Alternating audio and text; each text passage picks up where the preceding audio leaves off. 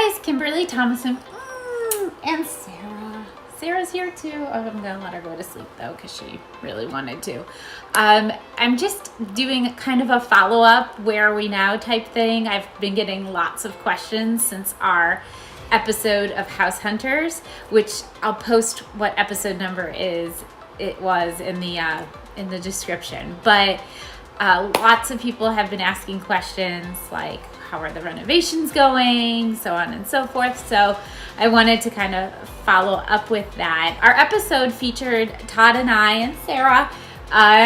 We were doing our house hunt here in Florida. We had been house hunting for a couple of years. Well, not a couple total, but definitely a good year. And we weren't super decided on whether we wanted Lighthouse Point or Southwest Ranches.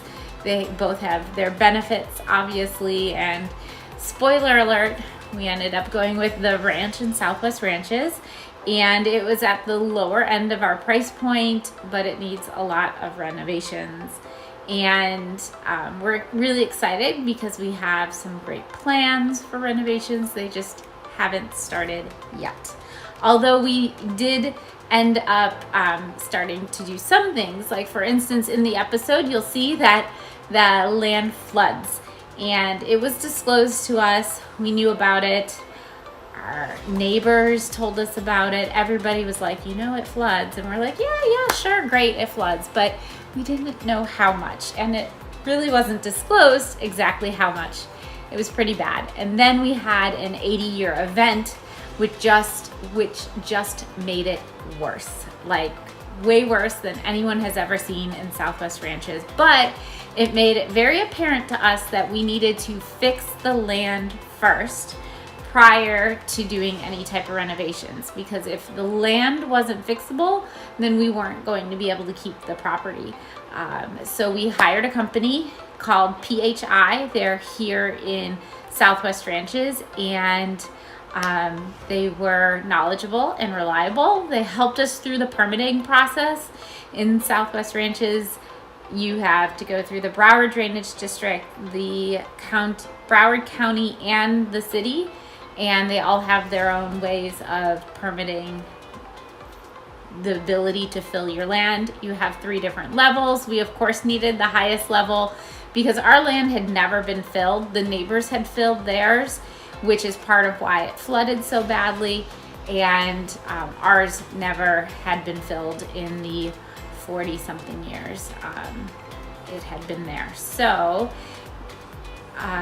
we went ahead and began the process and brought in truckloads of dirt, and I have some footage of that there where you can see that the dirt was brought in, and you actually have to leave 20% of your land low so that you can hold your own water. Some people will build in lakes, man-made lakes, water features in their yard, but we really didn't want to do that.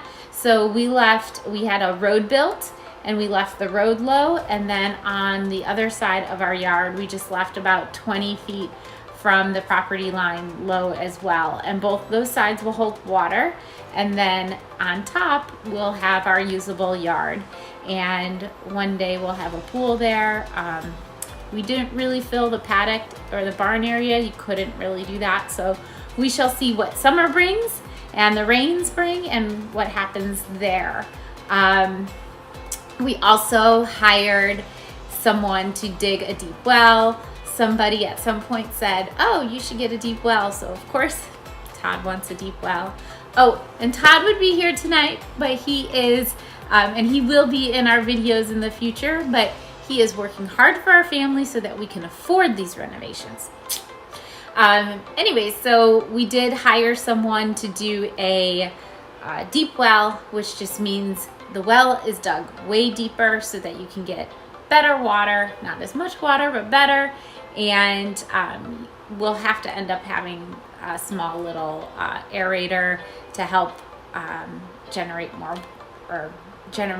air pressure, or water pressure, not air pressure, into our house. But in the end, it will be a better quality water for the house. And we will keep the old well and do irrigation. We need grass badly. And then the last thing we're about to do, like within the next couple, the water company that we used his name is Scott. He's from Courtesy Water. He is incredibly knowledgeable and could answer every and any question we had, and seemed honest and fair.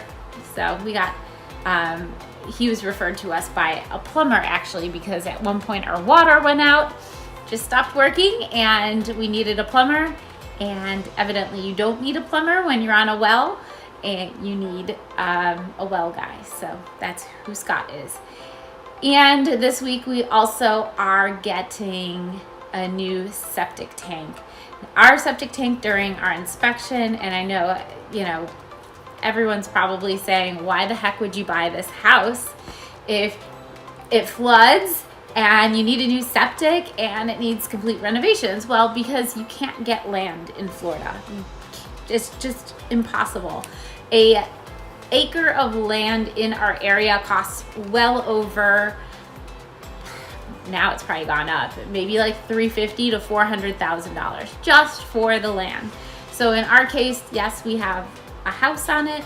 It has good bones. We can add on to it. It also had the barn, which is really nice. So that's why we bought it. But anyways, back to the, we need a septic because our septic was corroded. So the seller met us halfway on the cost of a new septic tank. However, being that we are doing renovations, they're probably going to want our septic system upgraded and brought to code. So it turns out we're not going to do just the septic tank. We have to actually replace, or when we replace the septic tank, it has to be higher, and there has to be a pump so that everything gets pumped into that septic tank, because new code requires it to be higher. So we have to kind of, we'll have a higher front yard as well, and that will be interesting. I will take some videos of that so you can see what that entails. Septic tanks are pretty interesting. They're kind of crappy. But it's interesting because we won't have a water bill and we won't have a sewer bill, and it just kind of decomposes into the ground, and you just try not to think about what you're sitting on. So, but if you guys have any more questions, please ask them below, comment below, subscribe if you want to follow our fun journey into first time renovations, and God help us, thank you. It will be both Todd's and my first time renovating anything, but it'll be exciting and fun, and hopefully by this time next year we'll have a beautiful new home. And yeah, so that's where we are from House Hunters and the episode that just aired a couple weeks ago, but you can probably get it on any of your streaming subscribers. Like I said, I don't remember offhand our episode number, but it's below. Don't forget to like our YouTube channel and subscribe, because then you can get updates on our updates and other neat things that involve VAC-MD and the Thomason renovation. All right, guys, thanks. Have a great night.